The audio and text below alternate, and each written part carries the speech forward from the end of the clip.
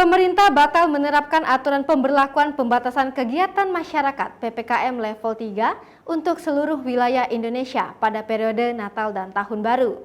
Menteri Koordinator Bidang Kemaritiman dan Investasi, Menko Marves, Luhut Binsar Panjaitan mengatakan, pemerintah memutuskan untuk membuat kebijakan yang lebih seimbang dengan tidak menyamaratakan perlakuan di semua wilayah Indonesia dalam rangka menjelang momen Natal dan Tahun Baru.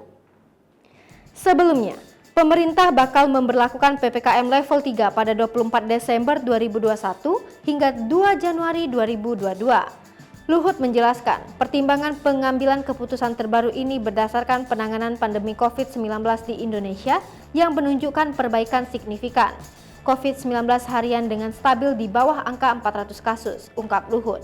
Kasus aktif dan jumlah pasien yang dirawat di RS pun menunjukkan tren penurunan dalam beberapa hari ke belakang. Perbaikan penanganan pandemi COVID-19 juga terlihat dari tren perubahan level PPKM kabupaten kota di Jawa Bali.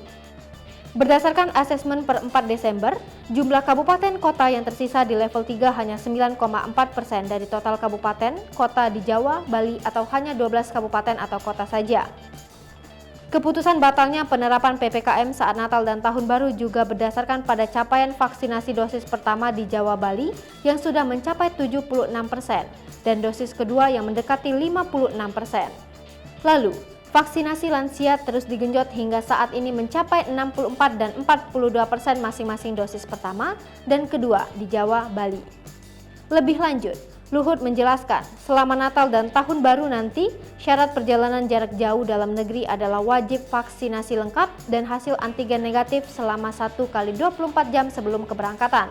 Untuk orang dewasa yang belum mendapatkan vaksinasi lengkap ataupun tidak bisa divaksin karena alasan medis, tidak diizinkan untuk berpergian jarak jauh.